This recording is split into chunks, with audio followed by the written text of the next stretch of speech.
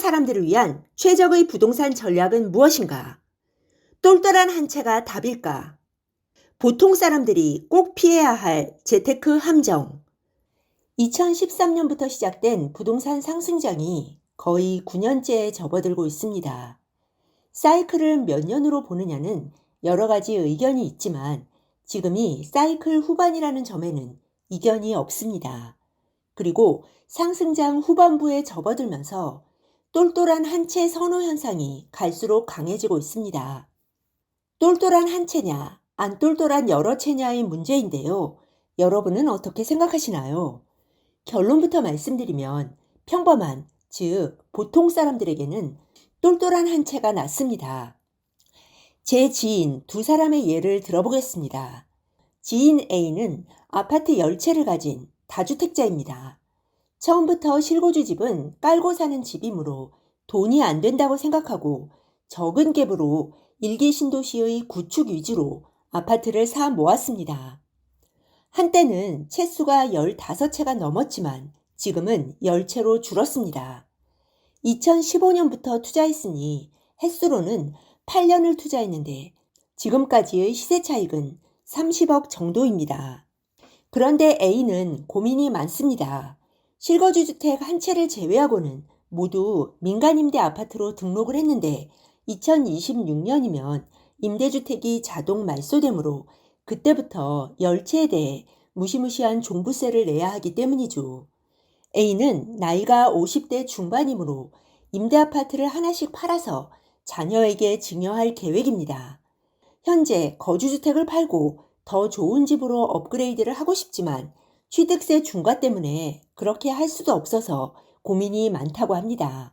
게다가 말소된 단기 임대주택이 3채가 있어서 현재 종부세만 1,500만 원을 내고 있습니다.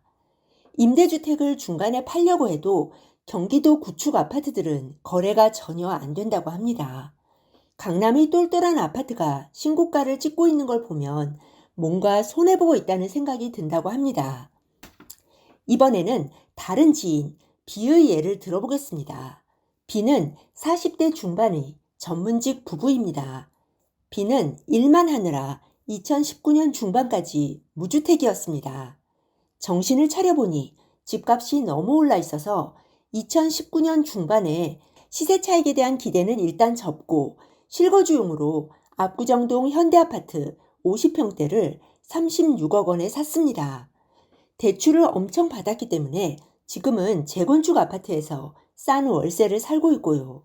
그런데 잘 아시다시피 압구정동 아파트가 최근에 엄청 올라서 B가 산 아파트의 가격이 현재 72억이라고 합니다. 2년도 안 되는 사이에 36억 원을 시세 차익으로 번 겁니다. A는 8년간 15채를 거래하고 30억 정도의 시세 차익을 올렸지만 현재는 투자한 집이 잘 팔리지도 않고 종부세를 매년 1,500만 원 이상 내야 합니다. 4년 뒤에 장기 임대주택이 다 말소되면 종부세를 얼마나 내게 될지 가늠이 안 되고요. 거주주택을 더 좋은 집으로 옮기고 싶어도 취득세 중과 때문에 꼼짝도 못한다고 합니다. 반면에 B는 지난 2년간 딱 한 번 아파트를 샀지만 남들이 가장 좋다고 말하는 똘똘한 대형 한 채를 샀습니다. 늦게 샀기 때문에 단기간의 시세 차익은 바라지도 않았고 그냥 평생 그 집에 살면 시세 차익도 자연히 따라오겠지 하는 마음으로 샀다고 합니다. 물론 부부가 전문직이었으므로 보유세를 감당할 자신은 있었겠죠. 그런데 현재 스코어로 볼 때 두 사람 중에서 위너는 B로 보입니다. 집을 사고 팔고 임대 주면서 스트레스를 받을 일도 없고 그냥 자기 집 한 채로 보통 사람이 평생 벌 돈을 불과 2년 만에 벌었으니까요. 게다가 B는 정책이 앞으로 어떻게 바뀌든 어떤 정부가 들어서든 걱정할 필요가 없습니다. 실거주 1주택자는 규제의 무풍지대나 마찬가지니까요. A처럼 자잘한 주택으로 다주택 포지션으로 간 사람들은 어찌 보면 고생만 하고 세금만 내고 들인 노력에 비해 결과가 미흡한 느낌입니다.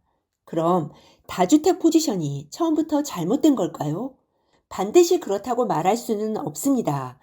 최선의 포지션은 상승장 초기에 똘똘한 한 채를 전세 껴서 사놓고 그 다음부터 그 집의 전세금 상승분으로 후속 투자를 여러 건 해서 똘똘한 여러 채를 가진 다주택자가 되는 것이었습니다.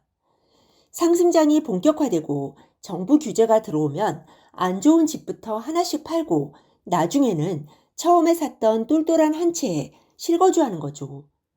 유리병에 돌을 채워 넣을 때 큰 돌을 먼저 넣고 나중에 자잘한 돌을 넣어야 제일 많이 채울 수 있듯이 투자도 실거주 주택부터 힘을 실어야 성공적인 재테크로 이어집니다. 즉, 순서가 중요한 것입니다. 처음부터 자신의 능력 범위 내에서 가장 좋은 집을 실거주용으로 사놓고 그 다음에 투자용 주택을 고려해야 합니다. A처럼 자잘한 주택 위주로 투자하게 되면 나중에는 투자주택을 여러 채 팔아도 똘똘한 한 채로 가기 힘들 수도 있습니다. 물론 순수하게 투자적인 관점에서 보면 다주택의 장점도 많습니다. 자녀들에게 증여하기도 좋고 돈 필요할 때 하나씩 팔기도 좋고 안 팔고 전세금 상승분을 생활비로 쓸 수도 있습니다. 하지만 이 수준까지 가려면 상당히 많은 주택을 보유해야 합니다. 앞서 보통 사람들에게는 똘똘한 한 채 포지션이 더 좋다고 말씀드린 것도 보통 사람들은 이 수준에 도달할 정도의 다주택 포지션으로 가기 어렵기 때문입니다. 게다가 다주택 포지션으로 가게 되면 실거주하기에 좋은 집이 아니라 적은 갭으로 살 수 있는 주택을 사게 될 확률이 높습니다. 이런 집들은 실수요자들이 선호하지 않기 때문에 시세 상승도 느린 편입니다. 즉, 안 똘똘한 여러 채로 귀결될 가능성이 높다는 거죠. 결론적으로 이번 상승장의 위너는 상승장 초반에 풀로 레버리지를 써서 능력 범위 내에 들어오는 가장 좋은 집을 산 사람이었습니다. 그런 다음에 영끌에서 산 집의 전세금이 오르면 그 돈으로 보다 규모가 작은 여러 건의 투자를 했다면 베스트였겠죠. 다음 시간에는 보통 사람들에게 적합한 최적의 부동산 포지션이 무엇인지, 그 과정에서 많은 사람들이 빠지게 되는 함정에 대해서 더 자세히 정리해 보겠습니다. 네, 오늘 들려드린 내용이 도움이 되셨다면 구독 버튼, 좋아요 버튼 꾹 눌러주세요. 여러분의 지지가 좋은 영상을 만드는데 큰 힘이 됩니다. 그리고 알람 버튼도 꾹 눌러주세요. 지식퀸의 새 영상이 올라오면 제일 먼저 받아보실 수 있습니다.